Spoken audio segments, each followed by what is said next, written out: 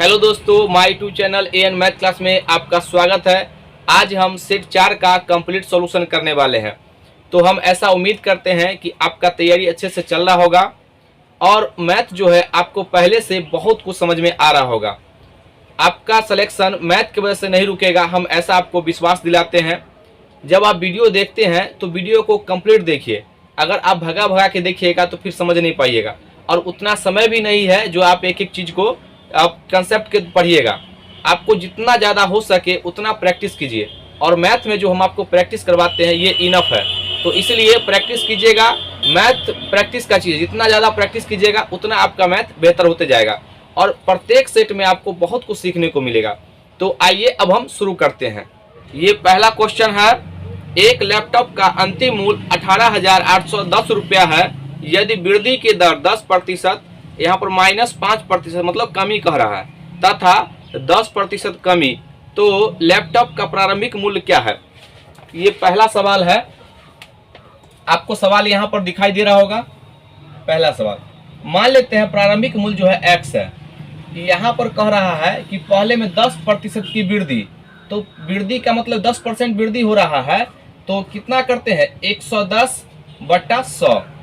हम परसेंटेज का basic video डाल चुके हैं, अगर आप वीडियो को नहीं देखे हैं तो जरूर देखिए। आप ये कैसे कर रहे हैं उसमें आपको समझ में आएगा। फिर अगला करा 5% की कमी।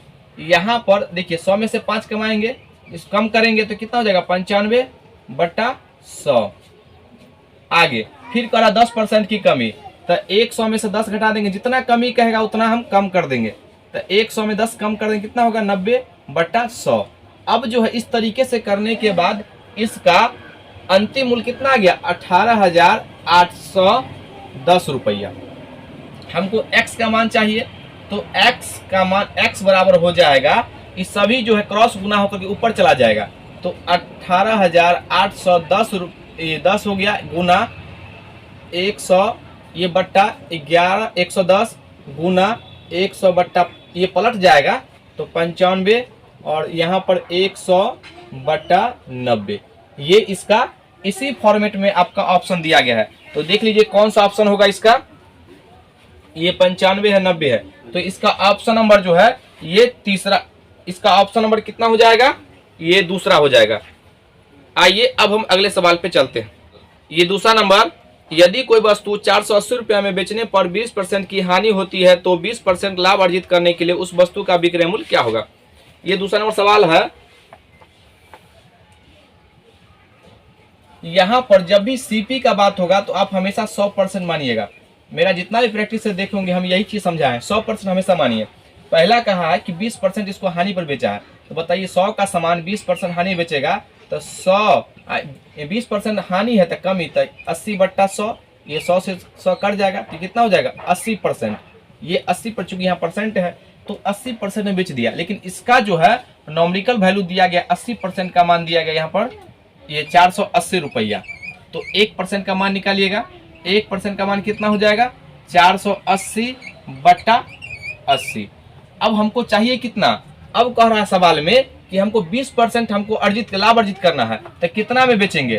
तो यहाँ पर देखिए, इस पर अब 100 का सामान था, इस पर हमको 20% अर्जित करना है, तो कितना में बेचेंगे, 100 × 120/100। तो इसे कट गया, यानी 120% में बेचना है हमको, तभी ना 20% लाभ अर्जित करेंगे। तो यहाँ पर देखिए इसमें 120% कर देंगे, यहाँ से भी 120। अब ये काट लीजिए, 0 से 0, 8 छक्का 48, 6 और 12 छक्क 72, यानी 720 रुपया में बेचेंगे, तब हमको 20% लाभ अर्जित होगा।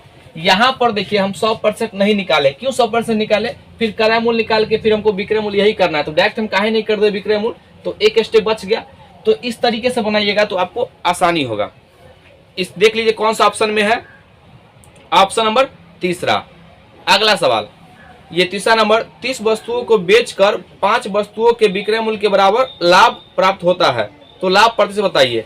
यहाँ पर 30 वस्तु को बेचा, ये तीसरा नंबर सवाल, यानी कि 30 वस्तु को बेचकर 5 वस्तुओं के विक्रय मूल्य के बराबर लाभ अर्जित किया है। तो यहाँ पर मान लीजिए एक वस्तु का एसपी जो होगा, एक वस्तु का एसपी 1 रुपया, 1 रुपया। तो बताइए यहाँ पर 5 वस्तु का एसपी कितना हो जाएगा, 5 वस्तु का एसपी 5 रुपया। ये लाभ 5 वस्तु को बेचा है ना, तो ये लाभ किया है, लाभ लाभ। अब बताइए यहाँ पर कहा है 30 वस्तु का एसपी, 30 वस्तु का एसपी कितना हो जाएगा 30 रुपया। हम ये कहना चाहते हैं कि आप जो है 30 गो वस्तु बेचे और लाभ कैसे कह रहे हैं, आप लाभ कह रहे हैं कि 5 गो वस्तु बेचे ना उतना लाभ हुआ, तो यानी 30 वस्तु को बेचने पर, तो बताइए ये आपका हो गया एसपी, ये हो गया लाभ। तो बताइए यहाँ पर क्रय मूल्य कैसे निकालेंगे, सीपी। यहाँ पर जितना वस्तु खरीदेंगे उतना ही ना बेचेंगे, तो 30 वस्तु का सीपी कितना हो जाएगा, 30 वस्तु का सीपी हो जाएगा, इसमें से घटा लीजिएगा तो 25 रुपया। अब लाभ पर से निकालिए, पहले तो यहाँ पर लाभ दिया गया है, अब लाभ प्रतिशत, तो लाभ प्रतिशत ऊपर में लाभ लिखेंगे 5 गुना 100, अब बट्टा हम लाभ या हानि हमेशा क्रय मूल्य पर गणना करते हैं, तो 25 और 5 से काटिए, 5 दूना 10, ये इसका 20% जो है लाभ हो जाएगा। देख लीजिए कौन सा ऑप्शन में है, ये आपका ऑप्शन नंबर तीसरा। आइए अब हम अगले सवाल पे चलते हैं। ये चौथा नंबर, रामू ने 400 रुपये प्रति पंखे के मूल्य वाले 2 पंखे खरीदे तथा इनमें से एक को 20% लाभ एवं दूसरे को 30% हानि पर बेच दिया, प्रतिशत लाभ अथवा हानि। ये 4 नंबर सवाल है। ये दोनों का जो है सीपी जो है ये 400 रुपया है, 2 पंखा खरीदे, दोनों का कितना है 400 रुपया। अब इस पर कह रहा है वो कि एक पर 20% का लाभ, एक पर 20% का लाभ यानी प्लस का मतलब लाभ, और दूसरे पर 20% हानि पर बेचता है। वो तो पहले क्या किया, खरीदा, उसके बाद वो सामान को जो है बेच रहा है। तो यहाँ पर जब 400 रुपया कह रहा है तो हम काहे नहीं 400 की जगह पर हम 100 रुपया मान लें, ये तो सेम है ना, तो हम इसको 100 मान लेते हैं। ये तो यहाँ पर कुछ ही मान सकते हैं, इसके जब बीच में कांस्टेंट कर दिया है कि 400 रुपया दोनों का है, तो हम 100 रुपया मान लेते हैं ताकि मेरा कैलकुलेशन आसान हो जाए। तो बताइए 100 रुपये का सामान है, 20% लाभ बेचेगा तो कितना बेचेगा, एसपी, एसपी हो जाएगा कितना 120 रुपया। अभी जस्ट हम बताए हैं कैसे निकालते हैं परसेंटेज का, तो यहाँ पे 100 है, इसमें 20% जोड़ेंगे तो 120 बटा 100 कट गया, तो 120 रुपया। अब ये 30%, तो यहाँ पे हम एक बार लिख देते हैं 100 और 30% क्या का कम हानि है ना, तो 70 बटा 100 कट गया, तो कितना आ जाएगा 70 रुपया। अब बताइए दोनों को ऐड करेंगे, ये भी एसपी है, ये भी एसपी है, तो यानी 2 वस्तु को बेचा है तो 2 का क्रय मूल्य भी होगा, 2 का विक्रय मूल्य भी होगा। तो बताइए यहाँ पर 2 वस्तु का सीपी कितना हो जाएगा, तो देखिए प्रत्येक का 100 है, तो यहाँ पर कितना हो जाएगा 200 रुपया, और 2 वस्तु का एसपी कितना हो जाएगा, देखिए दोनों को जोड़ देंगे तो 120 और 70 कितना होगा 190 रुपया। अब कितना लाभ या हानि हो रहा है, ये क्रय मूल्य से कम में बेचा है तो हानि होगा, तो यहाँ पर हम कितना हो गया हानि बराबर 10। अब हानि प्रतिशत निकालेंगे, हानि प्रतिशत, तो हानि गुना 100 अब बट्टा लाभ या हानि किस पर गणना करते हैं, क्रय मूल्य पर, तो नीचे लिखेंगे 200, 2 जीरो से 2 जीरो कट गया, 2 पंचे 10, यहाँ पर 5% उत्तर हो जाएगा। ये हानि हो गया। आप कहिएगा सर 400 लेके क्या नहीं बनेगा, बनेगा, 400 पर भी उत्तर समान आएगा, यहाँ पर कैलकुलेशन बढ़ जाएगा। हम कैलकुलेशन को आसान करने के लिए आए हैं, भारी करने के लिए नहीं। आपका काम है सेम इस तरह जो जहाँ पर माने 100 ना, आप 400 रख करके बना लीजिएगा, 100% उत्तर आ जाएगा। अगला सवाल, ये 5वां नंबर, एक व्यापारी एक वस्तु पर क्रय मूल्य से 40% अधिक अंकित करता है, वह 10% कमीशन की छूट देता है, उसका लाभ प्रतिशत बताइए। हम ऐसे सवाल को कितना बार कराए हैं, ये जब भी क्या किया, यहाँ पर मार्कअप परसेंट दिया हुआ है, ये आपका 5वां नंबर सवाल है। मार्कअप परसेंट कितना दिया गया है 40%, और डिस्काउंट कितना दिया गया है ये 10%। तो इसके लिए हम फार्मूला बताए हैं, ये जो प्लस में मान आएगा या देखिए प्लस में आएगा तो प्रॉफिट होगा, माइनस में आएगा तो लॉस होगा, m माइनस डी और माइनस m इंटू डी बटा 100। ये फार्मूला का आप याद रखिएगा। कितना अधिक अंकित किया है तो 40%, माइनस ये 10% डिस्काउंट दिया है, माइनस 40% इंटू 10% बटा 100, 2 जीरो से ये कट गया, और ये कितना गया 30 में से 4 गया तो 26%। ये इतना जो है ये प्लस में माना है, तो हम कहेंगे प्रॉफिट हुआ है। ये ऑप्शन देख लीजिए, ये पहला नंबर इसका ऑप्शन हो जाएगा। अगला सवाल 6ठा नंबर, एक समद्विबाहु त्रिभुज आधार 12 सेमी है त्रियक भुजा ऊंचाई से 2 सेमी अधिक है, त्रिभुज का क्षेत्रफल बताइए। ये छठा नंबर सवाल है। एक समबाहु त्रिभुज है ए बी सी।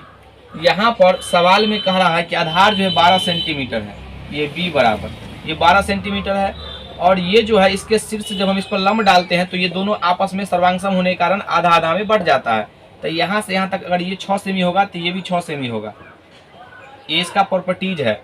और यहाँ पर सवाल में कह रहा है कि इसकी जो ऊंचाई है, इसका ऊंचाई अगर हम मान लेते हैं x, तो कह रहा है ऊंचाई जो है त्रियक भुजा ऊंचाई से 2 सेमी क्या है अधिक है, तो ये कितना हो जाएगा x प्लस 2। यहाँ पर अब जो है x का मान निकालना है, उसके बाद इसका क्षेत्रफल निकालना है। देखिए ये 6 है, तो अगर आप सोच पाते हैं तो डायरेक्ट हम यहाँ पर सोच पा रहे हैं कि अगर ये देखिए पाइथागोरस त्रिक बनना चाहिए तो 6 है, तो 6 अगर 6 1 36 8 8 64, तो कितना आएगा 100। इसका मतलब हम समझ गए कि x जो है x का मान कितना आ गया 8 सेंटीमीटर, और ये कर्ण कितना आ जाएगा 10 सेंटीमीटर, ये आ गया आपका 10 सेंटीमीटर। लेकिन प्रोसेस से हम बता रहे हैं, देखिए यहाँ पर पाइथागोरस प्रमेय बन रहा है, तो यहाँ पर आधार का स्क्वायर प्लस लंब का स्क्वायर बराबर कर्ण का स्क्वायर। ये पाइथागोरस प्रमेय से 6 का स्क्वायर अब प्लस x स्क्वायर लास्ट में लगा लेंगे सेंटीमीटर जो भी, यहाँ पर कर्ण का स्क्वायर x प्लस 2 का होल स्क्वायर। तो यहाँ पर इसको सॉल्व करते हैं तो 6 1 36 अब प्लस x स्क्वायर बराबर x स्क्वायर अब प्लस 4 अब प्लस कितना हो जाएगा 2ab, तो यहाँ पर हो जाएगा आपका 4x। देखिए x स्क्वायर से कट गया और ये 4 जो इधर घट जाएगा, तो 36 में से 4 जाएगा कितना होगा 32, और 32 को 4 से काटेंगे 32 बराबर 4x, तो ये कट जाएगा ना 4 8 32, तो x का मान कितना आ गया, x का मान 8 सेंटीमीटर आ गया। हम यहाँ बता दिए थे 8 सेंटीमीटर आ गया, और ये कितना हो जाएगा, ये आपका 10 सेंटीमीटर हो जाएगा। अब इसका एरिया कैसे निकालिएगा, जब हमको ऊंचाई पता चल गया है कि ऊंचाई जो है ये 8 सेंटीमीटर है, तो इसका एरिया जो हो जाएगा, समबाहु त्रिभुज का एरिया होता है 1/2 बेस इंटू हाइट। यहाँ पर 1/2 बेस कितना है, तो बेस ये पूरा लेना पड़ेगा 12 सेंटीमीटर, और हाइट कितना है 8 सेंटीमीटर, और 2 से काट लीजिए कितना हो जाएगा 6, और 8 छक्का 48 सेंटीमीटर स्क्वायर। इसके लिए एक और फार्मूला आता है, अगर आपको अलग कोई कंडीशन देगा तो उसके लिए अगर यहाँ पर 2 ही अगर देगा, यानी कि दोनों का लंबाई और ये आधार दे देगा, तो इसके लिए एक फार्मूला लिख लीजिए, एरिया बराबर b/4 √4a square minus B square. ये कब लगेगा, जब 2 भुजा दिया रहेगा, a का मतलब समान भुजा और ये b जो है डिफरेंट, ये आधार होगा अलग भुजा। यहाँ पर इसका उत्तर हो जाएगा 48 सेंटीमीटर स्क्वायर। देख लीजिए ये ऑप्शन नंबर आपका हो जाएगा ये तीसरा। अगला सवाल 7वां नंबर, यदि समलंब की समांतर भुजाएं 10 सेंटीमीटर तथा 12 सेंटीमीटर लंबी है तथा इनके मध्य की दूरी 8 सेंटीमीटर है, तो समलंब चतुर्भुज का क्षेत्रफल। यहाँ पर ये 7वां नंबर सवाल है। यहाँ पर कहा है कि समांतर भुजा है, तो इस प्रकार से इसका आकृति बनेगा। ये छोटा जो है ये ऊपर में आएगा 10 सेंटीमीटर, और बड़ा जो है यहाँ पे 12 सेंटीमीटर, और इसका जो है हाइट दिया गया है लंब। अगर लंब नहीं देगा तो सवाल बनेगा नहीं, तो कोई दूसरा कंडीशन देगा। तो यहाँ पर 8 सेंटीमीटर। समलंब चतुर्भुज का क्षेत्रफल होता है एरिया बराबर इसका 1/2 समांतर भुजाओं का योग। तो यानी a प्लस, हम मानते हैं कि ये a है और ये b है, तो क्या हो जाएगा a प्लस b और इंटू h। तो यहाँ पर 1/2 a प्लस b दोनों को जोड़ लीजिएगा 10 प्लस 12 और इंटू कितना 8, लास्ट में सेंटीमीटर स्क्वायर, इधर से सेंटीमीटर इधर सेंटीमीटर स्क्वायर हो जाएगा।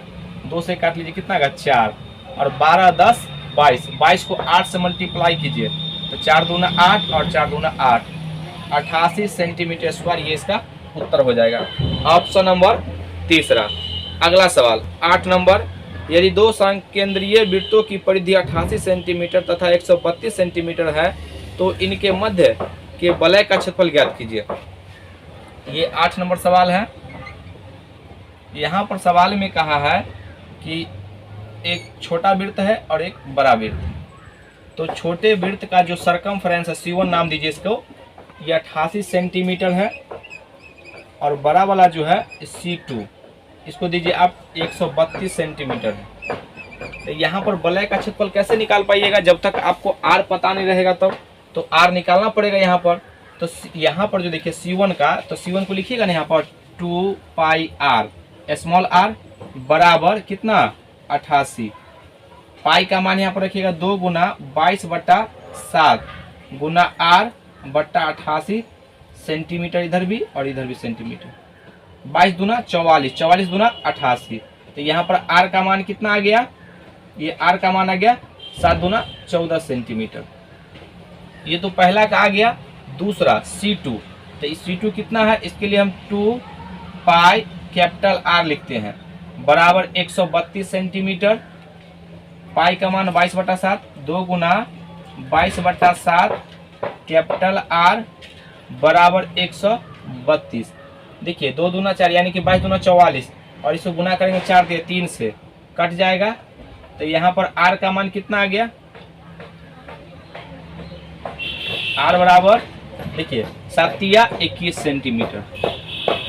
यहाँ पर हमको स्मॉल आर यहाँ से यहाँ तक की त्रिज्या पता चल गया कितना 14 सेंटीमीटर, और यहाँ से यहाँ तक चला ये जो कैपिटल आर जो है ये स्मॉल आर है, और ये कैपिटल आर कितना है 21 सेंटीमीटर। तो यहाँ पर वलय का क्षेत्रफल होता है, इसका फॉर्मूला है वलय का क्षेत्रफल। वलय का क्षेत्रफल, वलय का क्षेत्रफल बराबर फॉर्मूला होता है, यहाँ पे लिखते हैं पाई। देखिए बड़े वाले वृत्त का क्षेत्रफल और छोटे वाले वृत्त का क्षेत्रफल घटा लेंगे तभी ना ये एरिया आएगा। तो यहाँ पर हो जाएगा पाई कॉमन लेंगे तो कैपिटल आर का स्क्वायर और माइनस स्मॉल आर का स्क्वायर। तो यहाँ पर पाई जो है, पाई का मान हम 22/7 रखते हैं और इसका स्क्वायर करते हैं कितना 21 का स्क्वायर और माइनस 14 का स्क्वायर। लास्ट में तो सेंटीमीटर स्क्वायर ही लगाना है। अब देखिए यहाँ पे ये 22/7 और ये a square minus b square के फार्मूला पर है। तो कल गुना मत, इसको स्क्वायर मत कीजिए, घटाइए नहीं, एक बार जोड़ लीजिए एक बार घटा लीजिए। तो कितना हो जाएगा 14 और इसको जोड़िएगा तो 5, ये 35 और ये एक बार घटा लीजिएगा तो कितना होगा 7 सेंटीमीटर स्क्वायर। 7 से 7 कट गया, इसको गुना कर दीजिए। 35 दूना यहाँ पे कितना हो जाएगा 35 दूना 70 के 7 और 35 दूना 70 और 7 77, ये इतना सेंटीमीटर स्क्वायर ये इसका उत्तर हो जाएगा। देख लीजिए 8वां नंबर सवाल का ये ऑप्शन नंबर जो है कौन सा होगा, ये ऑप्शन नंबर तीसरा हो जाएगा 770 सेंटीमीटर स्क्वायर। अगला सवाल ये 9वां नंबर, किसी वर्ग के क्षेत्रफल को 44% बढ़ा दिया जाए तो उसकी प्रत्येक भुजा में हुई वृद्धि। ये 9वां नंबर सवाल है। यहाँ पे कहा गया है कि एक वर्ग है और वर्ग के प्रत्येक भुजा को कड़ा बढ़ाने पर उसके क्षेत्रफल में जो है 44% वृद्धि हो गया था। हमको पता नहीं कि वर्ग में कितना प्रतिशत बढ़ाया है। तो ये जो टोटल एरिया में जो बढ़ के वृद्धि आया कितना 44%। तो ये कैसे निकालेंगे, तो सबसे पहले तो आपको एक बात समझ में आना चाहिए कि ऑप्शन सोच के कि बताइए ऑप्शन में हम क्या बताए थे फॉर्मूला a + b और प्लस a × b बटा 100। ये फार्मूला बताए थे आपको कि ये जो बढ़कर आता है मान, तो ऑप्शन में यहाँ पर डायरेक्ट आपको समझ में आना चाहिए 20 + 20 और प्लस 20 गुना 20 बटा 100। तो ये 0 से 0 कट गया, 20 दूना 40 4 44, यानी 44% वृद्धि हो रहा है। इसका मतलब इसका ऑप्शन जो ऑप्शन में 20 होगा वही इसका उत्तर हो जाएगा। तो ये ऑप्शन नंबर कितना हो गया इसका, ये तीसरा। अगर आप इसको प्रोसेस से बनाना चाहते हैं तो हम यहाँ पर क्षेत्रफल में जो है x% का वृद्धि हो गया, x% का, तो क्या लिखिएगा x% plus x% plus x × x बटा 100 बटा 44%, और ये परसेंट सब में रहेगा, परसेंट तो कट ही जाएगा। तो कितना आ जाएगा 2x प्लस x² बटा 100 बराबर 44। अब यहाँ से आपको इक्वेशन जो है क्वाड्रेटिक इक्वेशन आएगा। हम थोड़ा सा और हेल्प कर देते हैं। 200x प्लस x² बराबर 44, ये 4400 यहाँ पर हो जाएगा आपका x² प्लस 200x प्लस इसको इधर ले आइए, ये माइनस हो जाएगा आपका 4400 बराबर 0। अब यहाँ पर जब आप इसको हल कीजिएगा तो यहाँ पर 20% आएगा, इसमें वृद्धि करना पड़ेगा। तो आप इसको हल कर लीजिएगा। अगला सवाल ये 10वां नंबर है, यदि एक बेलन का व्यास इसकी ऊंचाई के बराबर है तो इसका आयतन बताइए। ये 10वां नंबर सवाल है। यहाँ पे कहा गया है कि एक बेलन है और बेलन का जो व्यास है इसके ऊंचाई के बराबर है। यहाँ पर इसका यहाँ से तक रेडियस होगा और ये जो आप देख रहे हैं ये भी रेडियस और यहाँ से यहाँ तक ये पूरा जो है व्यास हो जाएगा। तो ये तो ऊंचाई h है, तो h बराबर यहाँ पर कहा गया है कि h बराबर कितना है, ये d है। तो बताइए व्यास जो होता है त्रिज्या का दुगुना होता है, तो यहाँ पर हम लिख सकते हैं ना 2r बराबर h। तो r बराबर क्या हो जाएगा, h/2। और इसका बेलन का आयतन क्या होता है, वॉल्यूम बराबर पाई r स्क्वायर h। तो यहाँ पर पाई इंटू r बराबर कितना माना है, h/2, h/2 का स्क्वायर और इंटू h, तो कितना हो जाएगा पाई h स्क्वायर, यहाँ h, तो h³ अब बट्टा 4। देख लीजिए कौन सा ऑप्शन में है, इसका ऑप्शन नंबर दूसरा हो जाएगा। अगला सवाल 11 नंबर, किसी घनाभ की लंबाई में 10% की वृद्धि, चौड़ाई में 20% की कमी एवं ऊंचाई में 25% की वृद्धि की जाए तो उसके आयतन में प्रतिशत वृद्धि या कमी होगी। ये 11 नंबर सवाल है और यहाँ पर हम जो तरीका बताएंगे वही कीजिएगा। सबसे पहला का लंबाई में कितना वृद्धि हो गया है, 10% का, तो 10% है, इसको तोड़िएगा कितना है, 1/10 भिन्न के रूप में। चौड़ाई में कितना कर रहा है, चौड़ाई में यहाँ पर करा 20% का कमी, तो 20% का कमी मतलब क्या, जो 20/100 इसको काटिएगा तो कितना 1/5, यानी कि एक माइनस लिख देते हैं क्योंकि कमी करा ये प्लस में है। अब यहाँ ऊंचाई में कह रहा है 25% का वृद्धि, तो 25/100 1/4, यहाँ पर 1/4 ये प्लस के रूप में है। तो बताइए कह रहा है इसके आयतन में, तो इसका आयतन क्या होता है, LBH इसका आयतन। तो यहाँ पर हम सबसे पहले लिखते हैं, यहाँ पर ये देखिए पहला जो इसका प्रारंभिक में इसका 10 था लंबाई, अब कितना हो गया है, अनुपात के रूप में हम लिखते हैं तो 11, इधर 11 लिखिएगा, ये लंबाई हो गया। इधर चौड़ाई पहले था 5 लेकिन अब कितना हो गया, कम गया है 1, तो 4 हो गया, ये 5 में से कमेगा। और ये जो है यहाँ पर ये 4 है, पहला 4 था ऊंचाई, अब हो गया कितना, 1 बढ़ गया, तो कितना हो जाएगा ये 5। अब इसको जो है सबको आपस में मल्टीप्लाई कर दीजिए इधर और इसको मल्टीप्लाई करके इधर लिखिए। तो अगर कटने वाला है तो काट लीजिए, ये 5 से 5 कट गया, ये 4 से 4 कट गया, तो नीचे कितना आया 10/11। अब यहाँ पर देखिए 10 से बढ़कर 11 हो गया है, तो कितना प्रतिशत इंक्रीज किया, सॉरी पहले कितना इंक्रीज किया 1, और हमेशा प्रारंभिक पर गणना करते हैं तो 10 और कितना परसेंट बदलने के लिए 100 से मल्टीप्लाई, तो ये से कट गया, यानी कि 10% जो है ये आयतन में क्या हो गया, वृद्धि हो गया। अब देख लीजिए कौन सा ऑप्शन में है, इसका ऑप्शन नंबर ये पहला हो गया। अगला सवाल 12 नंबर, 6 सेमी व्यास वाले एक गोले को गलाकर यदि तार बना दिया जाए जिसकी त्रिज्या 1 मिलीमीटर हो तो तार की लंबाई बताइए। यहाँ पर आप ध्यान रखिएगा, जब भी गला करके और किसी दूसरे रूप में परिवर्तन करते हैं तो हमेशा उसका आयतन बराबर होता है, ये बात आप याद रखिएगा। ये 12 नंबर सवाल है।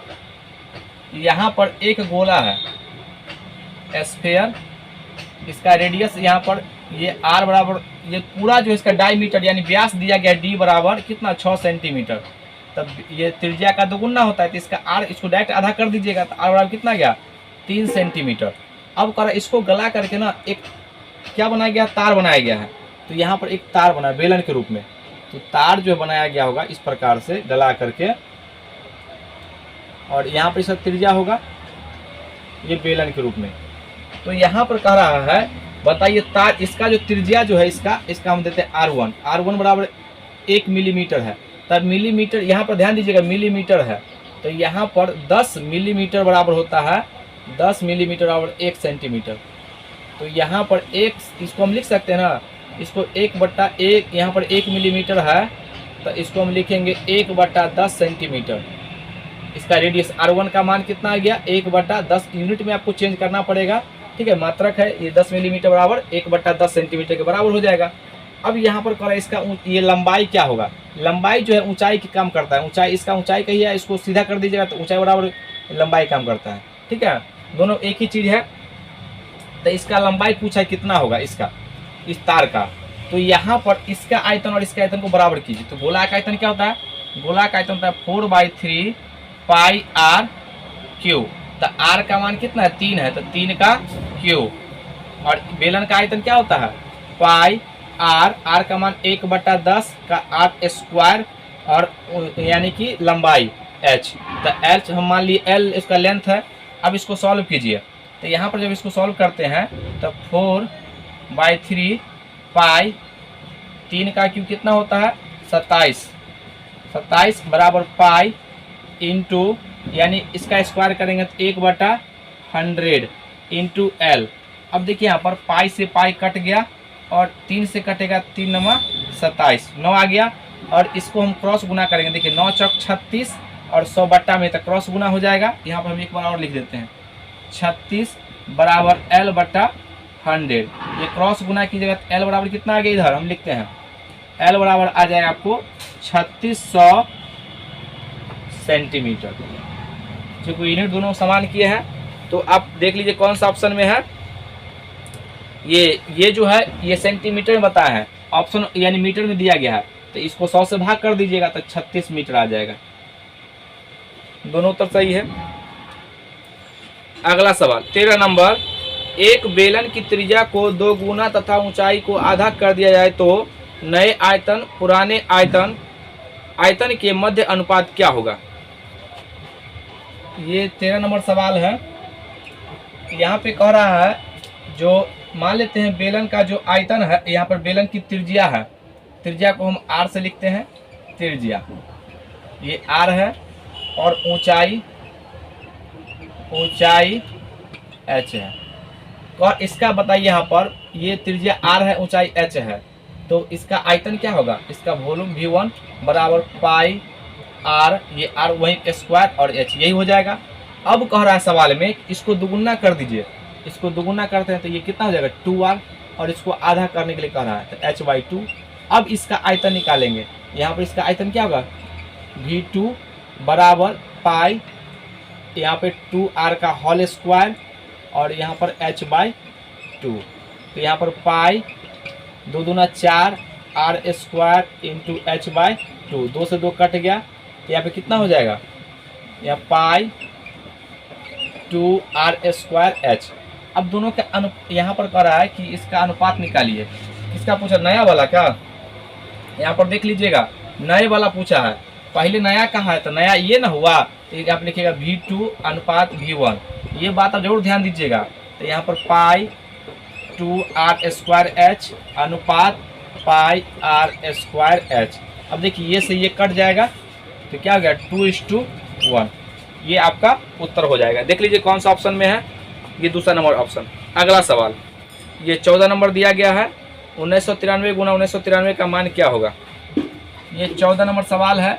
हम इसका जो है वर्ग बताए हुए हैं, 1993 गुना 1993।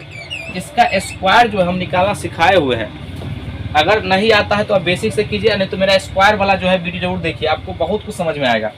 ये देखिए, ये 2000 के आसपास है, तो इसको मैं ऐसे लिख सकते हैं ना, इसको जो है हम लिख सकते हैं 20 गुना 100। इसको यहाँ पर बेस 20 मानेंगे, ठीक है ना।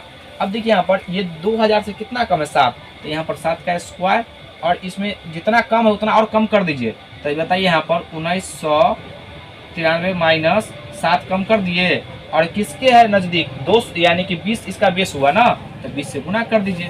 तो यहाँ पर 20 गुना, घटा लेंगे कितना हो जाएगा? 6, ये 8 और ये 9, और यहाँ पर ये तो देखिए 7 का स्क्वायर 49। इसमें जो है ना हमेशा 2 अंक लिखते हैं, और यहाँ पर इसको गुना कर दीजिए, और ये कितना हो जाएगा? 6 दूना 12, 8 दूना 16, 1 17, 19 दूना 38, 1 39, और यहाँ पे एक 0। और यहाँ पर देखिए इसमें 2 ही अंक चाहिए, 2 अंक नहीं होगा तो हमको कहीं से लाना पड़ेगा, और ये आपका उत्तर हो जाएगा। आप स्क्वायर का वीडियो देखिएगा तो आपको बहुत कुछ आपको समझ में आएगा, और कैलकुलेशन आपका आसान हो जाएगा। देख लीजिए कौन सा ऑप्शन में है। यहाँ पे है 39 72 0 49, 39 72 0 49, ये ऑप्शन नंबर दूसरा हो गया। अगला सवाल 15 नंबर, 7 के पावर 105 का इकाई अंक क्या है? ये 15 नंबर सवाल है। 7 के पावर 105 का इकाई अंक, इसका इकाई जब भी पूछेगा ना तो आप क्या कीजिएगा, पावर को जो है 4 से भाग दीजिएगा। और इसका रूल भी हम आपको सिखाए हुए हैं कि इसके अंतिम 2 अंक को भाग दीजिए 4 से, इकाई और दहाई अंकों से बनी संख्या। तो इस हम आपको पूरा भाग नहीं देना है, सिर्फ इसके 2 अंक को भाग दीजिए। तो बताइए इसमें भाग दीजिए कितना आएगा रिमाइंडर, तो रिमाइंडर 1 आ जाएगा। हमेशा 2 ही अंक को दीजिएगा 4 से, 1 आ रहा है ना, तो इस सब पावर को हटा दीजिए, इग्नोर कर दीजिए और इसके पावर 1 रखिए। अब 7 के पावर 1 बराबर 7 होगा, तो इसका इकाई अंक 7 हो जाएगा। देख लीजिए कौन सा ऑप्शन में है, इसका ऑप्शन नंबर दूसरा। अगला सवाल 16 नंबर, ये 440 गुना ये 16 प्लस 28, ये इसको जो कैलकुलेशन आपसे पूछा गया है, ये 16 नंबर है। 440 इंटू 16 प्लस 12, इसको सॉल्व करना है। तो सबसे पहले इसको सॉल्व करते हैं। 440 और इसको गुना करें, कितना हो जाएगा, ये 28। ये आसान है तो इसको आप गुना कर लीजिए। इसको आप जो है 30 माइनस 2 भी कर सकते हैं। तो यहाँ पर 30 माइनस 2, तो 440 और 30 माइनस 2, इसको गुना कीजिए, कितना हो जाएगा, 00, 4 3 12, 4 3 12 13, और यहाँ पर माइनस 8, ये 880। अब घटा के देख लीजिए क्या उत्तर आ रहा है, 0 8 2, 10 में से 8 गया 2, यहाँ पर हो जाएगा 1, 11, 11 में से 8 गया तो 3, और ये हो जाएगा 2, यानी कि 12,320। तो इसका उत्तर हो जाए, देख लीजिए कौन सा ऑप्शन में है। तो ये जो है 16 का ऑप्शन नहीं है, इसका मतलब इसका ऑप्शन जो है ये 5वां नंबर हो जाएगा, उपयुक्त में से कोई नहीं। अगला सवाल 17 नंबर। 17 नंबर, जब आपको छोटा नंबर हो ना तो आप हमेशा गुना करके देख लीजिए। 17 नंबर दिया गया सवाल यहाँ पर, ये भी आपको कैलकुलेशन चेक करना चाहता है। 502 गुना 503 गुना 504, 504 और इसको आप गुना कीजिए। तो गुना करने पर क्या मान आएगा, तो हम यहाँ पर जो है इसको ऑप्शन से बनाएंगे। जब इतना बड़ा दिया रहेगा नंबर ना, तो आप इसको ऑप्शन से बनाइए। कितना ऑप्शन है, 12 72 63 0 24। दूसरा ऑप्शन है 17 12 17 17 25 17 25 13 0 24। तीसरा का दिया गया है 12 72 72 53 0 24। और इसमें से जानवे करते हैं अगला ऑप्शन क्या है, इनमें से एक से अधिक और इनमें से कोई नहीं। तो यहाँ पर देखिए आप इतना कैलकुलेशन कीजिएगा तो टाइम बहुत ज़्यादा लगेगा। इसका कोई ट्रिक नहीं है, बस आपको गुना करना होगा। हाँ, इसका कुछ विभाज्यता का रूल है, वो आपको चेक करने आना चाहिए। तो यहाँ पर देखिए ये जो है 5 4 9 9 से कटता ही संख्या, इसका मतलब वही ऑप्शन सही होगा जो 9 से कटेगा। तो यहाँ पर देखिए पहले कहिएगा सर आप 2 से चेक किए, 2 तो सभी में है, तब हम डायरेक्ट 9 से चेक करेंगे। और जब ये भी अगर 2 ऑप्शन मिल जाएगा तो सिंपल है, आपको बेसिक से ही गुना करना पड़ेगा, दूसरा कोई विकल्प नहीं है। तो देखिए 9 का रूल कहता है सभी अंकों को जोड़िए, अगर अंकों का योग 9 से करता है तो पूरी संख्या 9 से कटेगा। और इसका रूल एक और है, जो आप जहाँ जहाँ पर 9 बनेगा वहाँ पर हटा दीजिए। 6 3 9 हट गया, 7 2 9, क्या बचा 4 2 6, 6 2 8 और 1 9। तो ये सेटिस्फाइड हो रहा है, हो सकता है यही ऑप्शन हो। अगला चेक करते हैं, यहाँ पे 4 और 2 6 और 3 9, ये 9 हट गया। उसके बाद 7 और 2 9, 5 1 6 1 7, ये तो होगा नहीं, 9 से कटेगा नहीं 7 आने के बाद, तो ये होगा नहीं। अगला देखिए 7 और 2 9, 5 3 8 1 9, 5 3 8 1 9। उसके बाद क्या बच गया यहाँ पर 2 2 4 और 4 8, ये भी नहीं कट रहा है, तो ये कन्फर्म हो गया जो यही उत्तर होगा। तो इसका ऑप्शन नंबर 17 का कौन सा हो गया, ये पहला नंबर। देख लीजिए इसका ऑप्शन होगा पहला नंबर। अगला सवाल ये 18 नंबर है। एक महिला एक संपत्ति के 4/5 भाग की स्वामिनी है, वह इसे अपने 3 बच्चों में बराबर बांटती है, प्रत्येक बच्चे का हिस्सा बताइए। स्वामिनी का मतलब उसका मालिक है। ये 18 नंबर सवाल है। टोटल हम यहाँ पर देखिए, इसका नीचे वाला जो हर है ना, आप एक्स मत मानिए, नीचे वाला हर क्या है 4/5 है ना, तो हम मान लेते हैं ये 5 जो टोटल कुल है। कुल धन जो है, कुल धन कितना है, ये 5 है। इसका 4/5 ये करने में आपको आसानी होगा। तो उसकी जो है महिला जो है वो धन कितना इसके पास होगा, तो 5 का 4/5 ये काट दीजिए, यानी 4 जो है इसको महिला का धन मिलेगा। यहाँ पे 4 है, उसके बाद ये जो 4 है ना, ये अपने तीनों बच्चों में बांट दिया है, तो 4/3 हो जाएगा तीनों में। अब कह रहा है कुल कितना हिस्सा, तो हिस्सा जब भी देखते हैं तो टोटल में से देखते हैं, तो टोटल से भाग कर दीजिए इसको। तो यहाँ पर 4/3 और बट्टे 5 से भाग दीजिएगा टोटल से, तो कितना हो जाएगा 4 ये मेन बट्टा तो ये है, ये तो आप मान देखिए ये जो है आपको कम्प्लेक्स फ्रैक्शन है, तो यहाँ पर एक ये पलट जाएगा, तो कितना आ जाएगा 5×3=15, यानी 4/15 इसका उत्तर हो जाएगा। देख लीजिए कौन सा ऑप्शन में है, इसका ऑप्शन नंबर ये 5वां हो जाएगा। अगला सवाल 19 नंबर, किसी संख्या में 342 का भाग देने पर शेषफल 47 प्राप्त होता है, इसी संख्या में 18 से भाग देने पर शेषफल क्या होगा। ये 19 नंबर सवाल है। यहाँ पे कह रहा है कोई संख्या है x है, उसमें हम भाग दिए हैं कितना से 342 से, 342 से भाग दिए तो शेषफल कितना आ गया, रिमाइंडर 47 आ गया। कह रहा है बताइए इसमें 18 से भाग देना चाहते हैं तो कितना शेषफल आएगा, तो हमको संख्या तो पता ही नहीं है, तो आप कंसेप्ट ही है, कोई ट्रिक नहीं है। इसमें जो शेषफल आता है ना उसी में आप भाग कर दीजिए, उसी में भाग दीजिए। जब भी ऐसा सवाल आएगा तो कहेगा फिर से भाग देने के लिए, तो हमेशा आप शेषफल में भाग दे दीजिए। 18 दूना 36, 4 यानी कि इसका रिमाइंडर कितना आ गया, भाग दीजिएगा तो जो मल्टीपल 18 का हट जाएगा, 18 दूना 36 और 4 7 4 11, यानी इसका रिमाइंडर जो है 11 आ जाएगा। तो इसका ऑप्शन नंबर पहला हो गया 19 का। अगला सवाल 20 नंबर, ये तो आपका जो है एक कैलकुलेशन है, ये 20 नंबर सवाल होगा। 8 + 8 + 8 भागा 8 और 6 + 6 + 6 भागा 6 बराबर क्या आएगा। ये जो है पहले इसको कोष्ट को हल कीजिए, तो 8 16 8 3 24, 24 में 8 से भाग दिए कितना होगा, 8 3 24, 3 होगा ना। अब यहाँ पर देखिए 6 से पहले से भाग दीजिए तो कितना आएगा 1, 6 6 12 1 13, 13/3 हो गया, सॉरी 3/13 हो गया। अब देख लीजिए कौन सा ऑप्शन में 3/13, ऑप्शन नंबर तीसरा। अगला सवाल ये 22 नंबर है, यदि 16 cot a बराबर 12 है तो sin a + cos a बट्टा sin a - cos a का मान क्या होगा। ये 22 नंबर सवाल है। 16 cot a बराबर 12, तो देखिए यहाँ पर 16 को बट्टा में भेजेंगे तो cot a बराबर क्या हो जाएगा 12/16, काट दीजिए यहाँ पर, तो 4 × 12 और 4 × 16, यानी cot a का मान कितना आ गया, ये 3/4। अब सवाल पे आइए, यहाँ पर अब जो है मान इसको पुट करेंगे, यहाँ पर sin a, इसको आसान करना है तो cot a अब बट्टा sin a - cot a।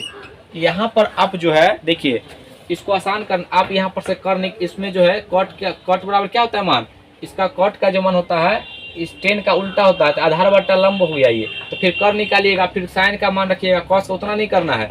यहाँ पे डायरेक्ट आप क्या कीजिए साइन कॉमन ले लीजिए, तभी नीचे में कॉट आएगा, तो साइन कॉमन लेंगे तो साइन ए अब बट्टा 1 प्लस, साइन ए कॉमन लिया तो 1 प्लस कॉट ये कॉस ए बट्टा साइन ए होगा ना, ये कॉमन लेना तो आपको आता होगा, और अरे जिससे गुना करेंगे तो फिर मान यही आ जाएगा, और फिर साइन कॉमन लेंगे साइन ए, तो यहाँ पर हो जाएगा 1 - cos a बट्टा साइन ए। अब एक बात आप फार्मूला याद रखिएगा, यहाँ पर cos a बट्टा साइन a बराबर होता है cot a, ये फार्मूला होता है। तो यहाँ पर देखिए कॉमन ले तो साइन ए कट गया ना, क्या बचा यहाँ पर बच गया 1 प्लस cot a और नीचे 1 - cot a। अब cot इसका जो है 1 यानी cot a का मान रखिए 3/4, तो यहाँ पर कितना मान आ जाएगा 1 प्लस 3/4 और 1 - 3/4, भिन्न का इसका जोड़ कीजिएगा तो 4 × 4 3 7, यहाँ पे कितना होगा 7/4, और इसका जोड़ कीजिएगा तो कितना होगा, यहाँ पे ये 4 × 4 यानी 1/4, इसे तो कट जाएगा, यानी कि इसका उत्तर कितना आ जाएगा 7। देख लीजिए कौन सा ऑप्शन में इसका उत्तर है, उसका उत्तर जो है पहला हो जाएगा। अगला सवाल, दिए गए त्रिभुज ABC में DE समांतर BC और AD बट्टा DB बराबर 3/5 है, यदि AC बराबर 5.6 सेंटीमीटर है तो AE ज्ञात करें। ये 24 नंबर सवाल है। यहाँ पर हम एक त्रिभुज बनाते हैं, ए बी और सी, डी ई और यहाँ पर दिया गया है ए डी। ये ए डी पहले जो जो दिया गया हम उसको लिख लेते हैं, डी बी बटा 3/5 दिया गया है। और यहाँ पर कहा है ए सी बराबर 5.6 सेंटीमीटर है। तो हमसे पूछा है ए ई बराबर क्या होगा। अब सवाल में कह दिया है कि डी ई जो है, डी ई पैरेलल है किसके, ए बी सी के। पैरेलल का मतलब होता है दोनों के बीच की दूरी जो है बराबर होना चाहिए। यहाँ पर ये पैरेलल दिया गया है, तो पैरेलल का मतलब होता है हम इसको कह सकते हैं कि ये दो त्रिभुज बन रहा है। यहाँ पे त्रिभुज ए डी ई और त्रिभुज ए बी सी आपस में ये जो है समरूप होंगे। कैसे, इसका समरूप का नियम होता है अगर दो एंगल बराबर हो गया तो हम कह देंगे कि ये त्रिभुज समरूप है। देखिए ये कोण और ये कोण, ये छोटा वाला त्रिभुज का ये कोण और बड़े वाले त्रिभुज का ये कोण, और उसके बाद ये कोण किस नियम से, संगत कोण से। और ये कोण आपस में क्या होंगे, बराबर होंगे। दो संगत कोण बराबर हो गया तो हम कह देंगे कि ये जो है ए से समरूप है। जब एक बार समरूप कर दीजिएगा ना तो इसके आपके माइंड में जितना बात आप सोचते हैं सभी चीज इसमें रेशियो के रूप में हम लिख सकते हैं। तो यहाँ पर इसका नियम कहता है आप इसको ए डी बटा ए बी लिख सकते हैं बराबर ए ई बटा ए सी लिख सकते हैं और डी ई बटा बी सी लिख सकते हैं। अब जो जरूरत हो उसके अकॉर्डिंग काम कीजिए। यहाँ पर इसको जो है हम अभी इसी दोनों के अकॉर्डिंग काम करते हैं। तो ए डी दिया गया है, ए डी बटा डी बी, तो इसको जो है आप इसको पलट दीजिएगा तो आप इसको ऐसे भी लिख सकते हैं ए बी। आप यहाँ पर ए बी इसको पलटिएगा ए बी बटा ए डी और यहाँ पर ए सी समान पलटेगा ना जी, तो ए ई। अब देखिए सवाल में क्या क्या दिया सोचिए, ए हमको चाहिए और ए सी दिया गया कितना, तो यहाँ पर हम इसका मान पुट कर लेते हैं यहीं पर। तो ए बी यहाँ पर ए बी को हम ऐसा लिख सकते हैं ना, ए यहाँ पर ए डी अब प्लस कितना ए बी डी अब बटा ए डी बराबर ए सी बटा ए, हमको तो ये चाहिए। अब यहाँ पर देखिए दोनों प्लस के रूप में अलग अलग कर सकते हैं इसको। तो यहाँ पर देखिए ए डी बटा A D plus B D बटा ए डी बराबर ए सी बटा ए ई।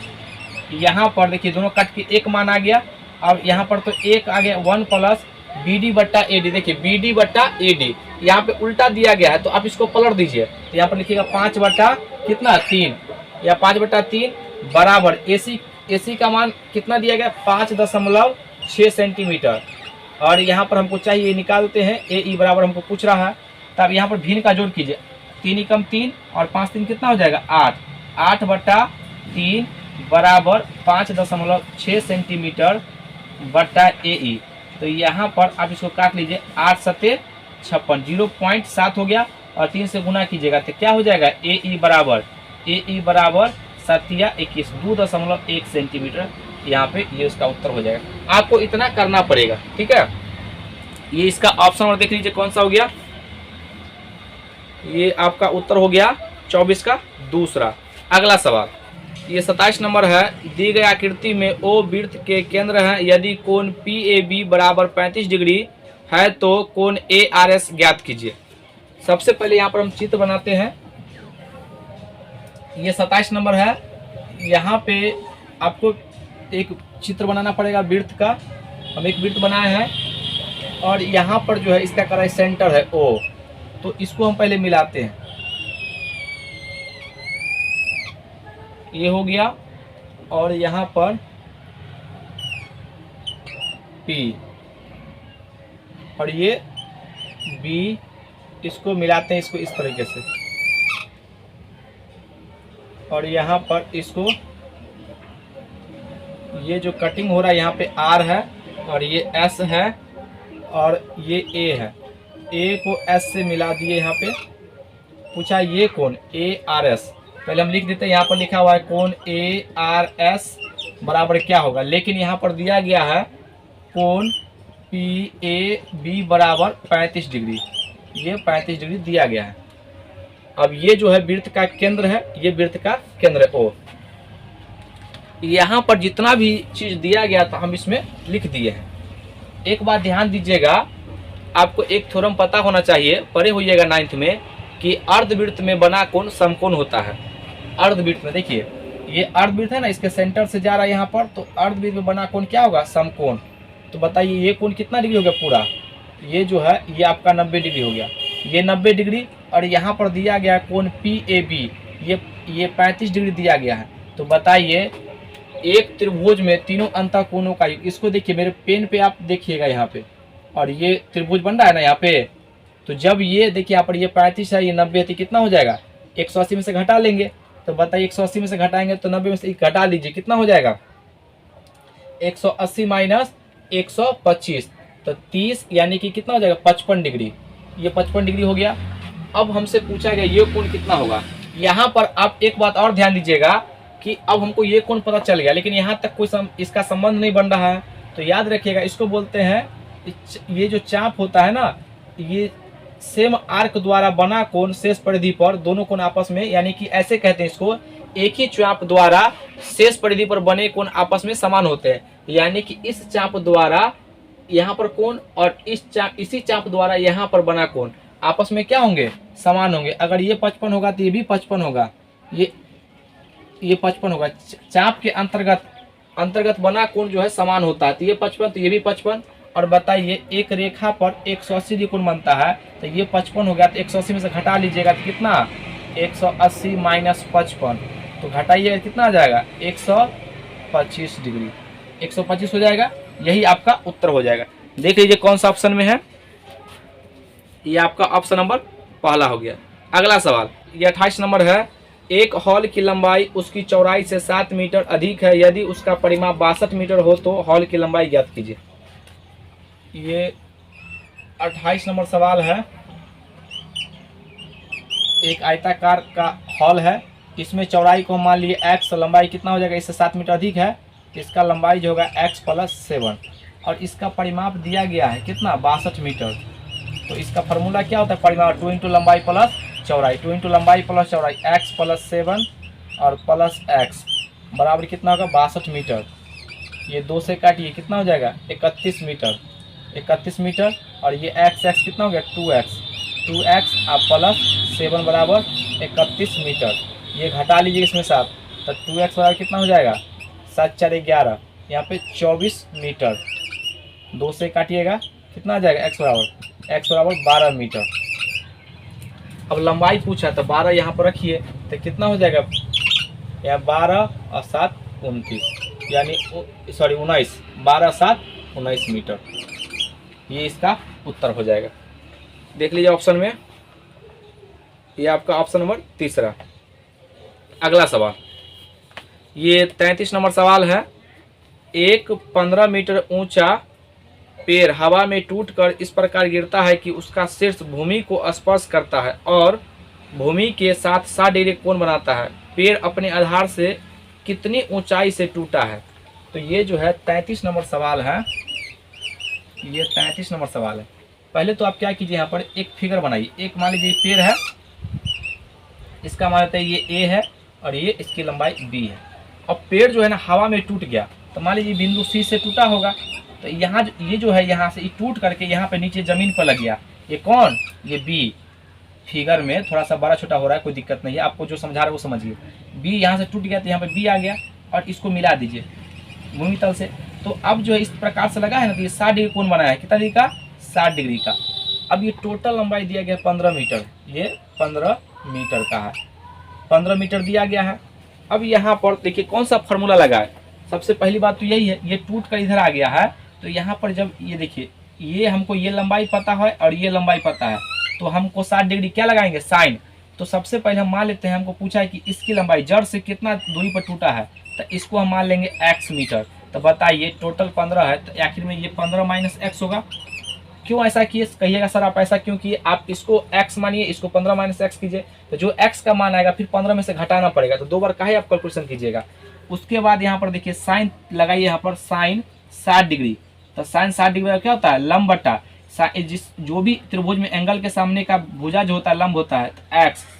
और यहाँ पर ये तो हो गया लंब x समकोण त्रिभुज में, और ये बाकी क्या हो गया, ये लंब बटा कर्ण, कर्ण कितना है 15 माइनस एक्स, और यहाँ पे साइन 60 का मान क्या होता है √3/2, √3/2 बराबर x बटा 15 माइनस एक्स।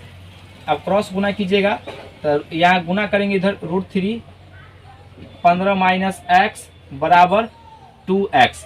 अब यहाँ पर देखिए 15, इसको सॉल्व कीजिए, 15√3 माइनस √3x बराबर 2x, ये माइनस उधर जाएगा तो प्लस हो जाएगा, यहाँ पर 15√3 बराबर 2x अब प्लस √3x, इसमें से x कॉमन लीजिएगा, ठीक इधर से x कॉमन लीजिएगा तो ये जो है यहाँ पर ये 15√3 बराबर x कॉमन लेंगे तो ये क्या बचेगा 2 प्लस √3, यही ना बचेगा। अब क्या कीजिए यहाँ पर x को फ्री कीजिए, तो x को फ्री करेंगे तो x बराबर हो जाएगा यहाँ पर 15√3 अब बटा 2 प्लस √3, यानी कि ये इतना माप से जो है यहाँ से टूटा है, तो इसका लंबाई क्या आ गया, इसका लंबाई जो आ गया 15√3 अब बटा 2 प्लस √3। अगर हमको पूरा यहाँ पर इसका पूछता तो फिर 15 में से घटाना पड़ जाएगा, तो फिर BC की लंबाई आ जाएगा। देख लीजिए कौन सा ऑप्शन में है, यहाँ पर ऑप्शन तो है नहीं, इसमें से ऑप्शन नंबर 5वां हो जाएगा।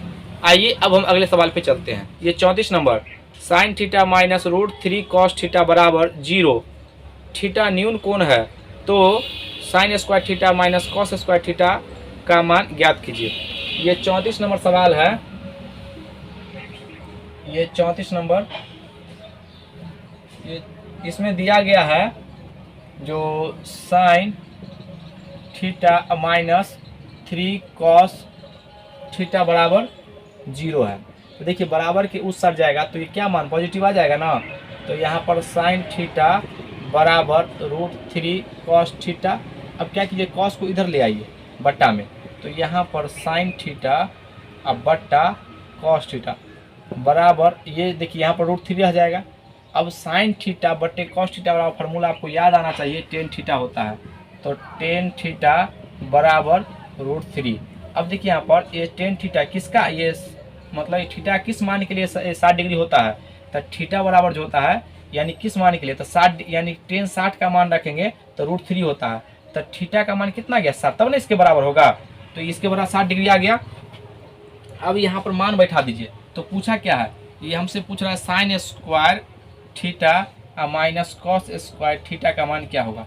तो यहाँ पर हम इसका मान पुट करेंगे साइन, देखिए साइन स्क्वायर थीटा का मान कितना 60 डिग्री और माइनस कॉस स्क्वायर इसका मान 60 डिग्री।